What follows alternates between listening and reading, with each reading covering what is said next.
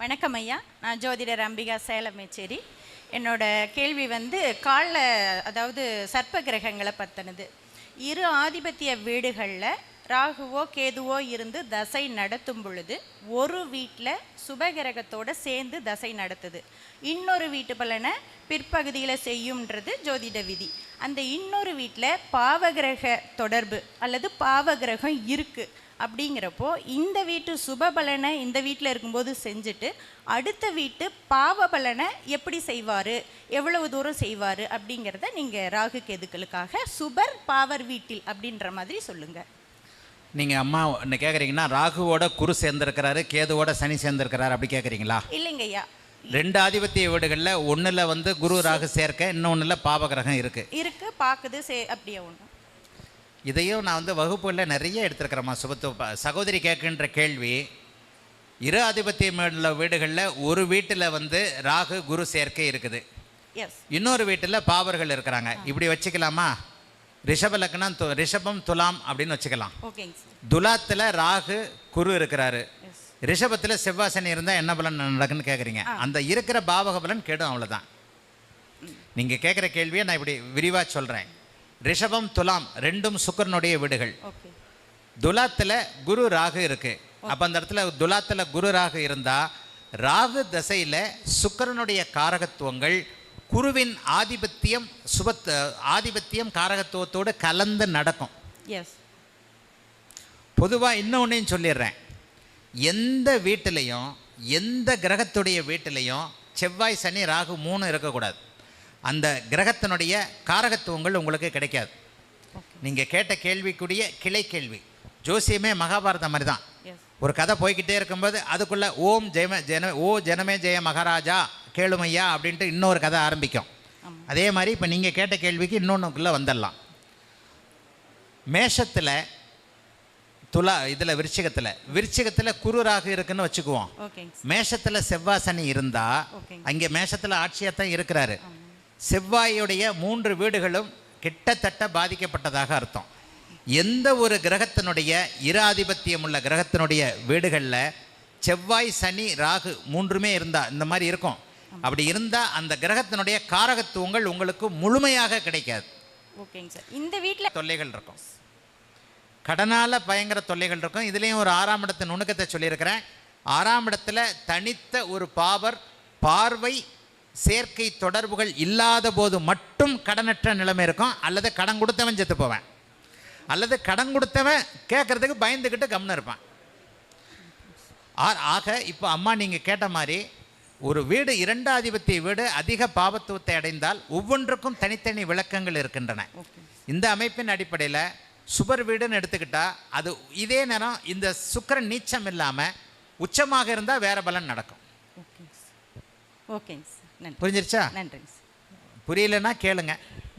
வணக்கம் குருஜி, எனக்கு 2 கேள்வி இருக்குது. நீங்கள் ஷார்ட்டாக சொன்னால் கூட போதும். 8ஆம் இடத்தை சனி பார்க்கக்கூடாது, ஆனால் அந்த வீடு சனியின் வீடாக இருந்தால் விதிவிலக்கா? இல்லை, அப்பவும் பார்க்கக்கூடாது. ஓகே, சரி இருங்கம்மா. கரெக்டான கேள்வி. ஜெயலலிதாவுக்கு 8ஆம் வீடு சனியோட வீடு. 8ஆம் வீட்டை சனி பார்த்தார், 68 வயசில் செத்து போனார். Okay, thank you. அது நெக்ஸ்ட் புரிஞ்சிருச்சா? ஜெயலலிதா லக்னம் தெரியுமா? தெரியும். ஏன் எல்லாரும் ஜெயலலிதான்னு சொல்கிறோம்னா அவங்கள தான் நம்ம எல்லாருக்கும் அடுத்த தெரியும். என் வீட்டு 3ஆவது தெருவில் இருக்கிற ஒரு லேடின்னு சொன்னால் அவங்க யாருக்கும் தெரியாது. ஜெயலலிதான்னா உடனே தெரிஞ்சிடும். அதுக்காகத்தான் அவரை திரும்ப பாவம் அமரராகி விட்டார். அவரையே திரும்ப இழுக்க வேண்டியிருக்கு. குருதசை சனி பக்தியில் அவர் இறந்துருவாருன்றது தெளிவான ப்ரெடிக்ஷன். சனி 8ஆம் வீட்டை பார்த்ததால் அதே அவர் 68 வயசு வரைக்கும் இருந்தது. அவர் பௌர்ணமி சந்திரனுடைய வீட்டில் இருந்ததால். அதாவது காம்பினேஷன் விதி விளக்கு. ஏன்னா ஒரே ஒரு வீடியோல நீங்க இந்த மாதிரி சொன்ன மாதிரி ஞாபகம், 8ஆம் வீடு சனி வீடா இருந்தா பார்த்தா தப்பில்லை அப்படின்னு எங்கேயோ கேட்டேன். இந்த இடத்துல இருந்து எழுதி தரேன். இல்ல சார், நான் தான் தப்பு பண்ணிருப்பேன். ஓகே. அப்புறம் 2வது சுபத்துவமாக இருந்தா கூட பார்க்க கூடாது. பாருங்கம்மா, என்ன ஒண்ணு எல்லார் வீடியோவும் பார்க்குறீங்கல்ல, சில நேரங்களில் அவர் பேசுனது நான் பேசுன மாதிரியே தெரியும். 2வது கேள்வி சார், நீங்கள் அடிக்கடி சொல்லுவீங்க 50 வயசுக்கு மேலே 7.5 சனி வந்தால் அதிக கஷ்டம் இருக்காது. இது அஷ்டம சனிக்கும் பொருந்துமா? இல்லை. 50 அதாவது இதில் உள்ள அம்மா நல்ல கேள்வி கேட்டீங்க. இதில் உள்ள நுணுக்கம் என்ன தெரியுமா? 7.5 சனியில் உங்கள் நட்சத்திரத்து மேலேயே சனி போகிறார். ஆமாம். அட்டமத்து சனியில் உங்கள் நட்சத்திரத்தில் அவர் போகிறதில்ல, அதனால் அது வேறு மாதிரி பலன் நடக்கும்.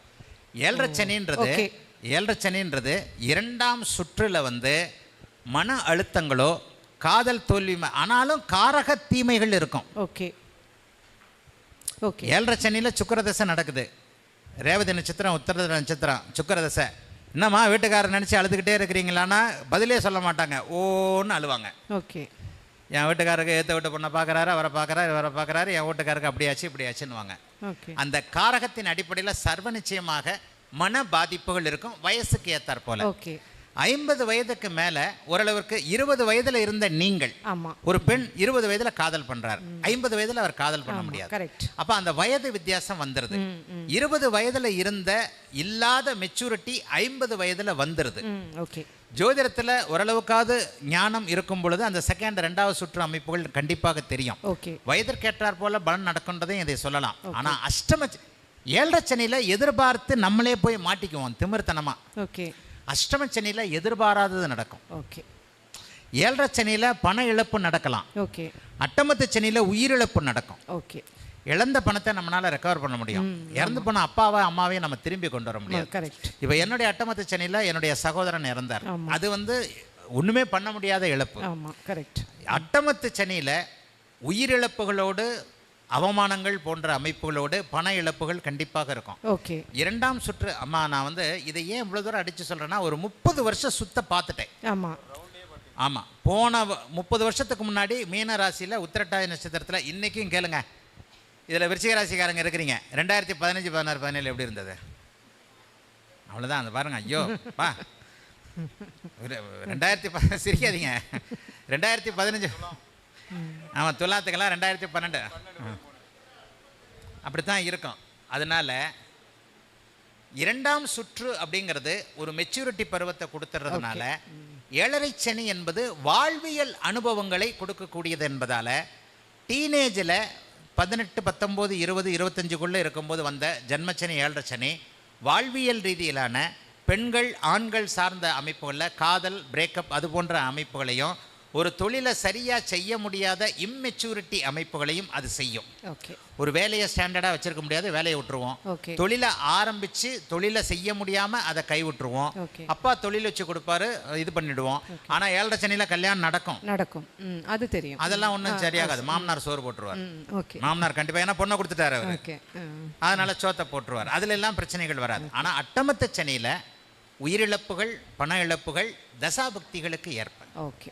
அதற்கு காரணம் 7.5 சனியில் உங்கள் நட்சத்திரத்திற்கு முன்பின் நட்சத்திரங்கள்லேயே போகக்கூடிய சனி அட்டமத்து சனியில் வேற நட்சத்திரங்களில் போவார். அது யோசிச்சு பார்த்தீங்கன்னா தெரியும். Correct correct. தேங்க்யூ.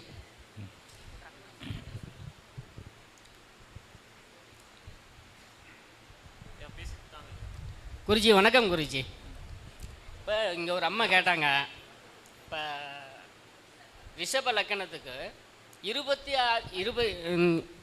20 ஆதிபத்தியம் கொண்ட சுக்கிரன் வீட்டில் வந்து ஒரு வீட்டில் செவ்வாய் சனி, ஒரு வீட்டில் குரு ராகு இருக்காங்க. சுக்கிரன் வந்து நீச்சமாக இருக்கார். அது ரிஷப லக்கணத்துக்கு அந்த லக்னாதிபதி கோணமேறினார்னு எடுத்துக்கலாமா, இல்லை அதே வந்து மிதுன லக்கணமாக இருந்து சுக்கிரன் திக்பலமாகிறார்னு எடுத்துக்கலாமா?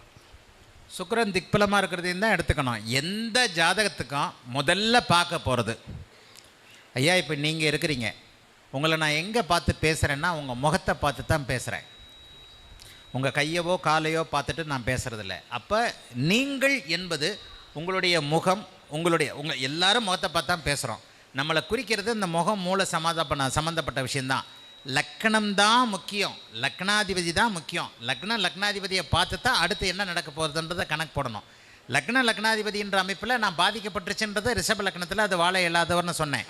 அதே மிதுன லக்னத்திற்கு லக்னாதிபதி 5ஆம் இடத்துல இருந்தார்னு வைப்போம், அந்த புதனோடைய குருவோடையும் லக்னாதிபதி லக்னம் கெட்டு போகலேன்னு வச்சுக்குவோம், அது நல்லாவே இருக்கும். ஸோ எங்கேயுமே லக்னாதிபதியை பார்க்காம வராதிங்க. நன்றி. அடுத்தது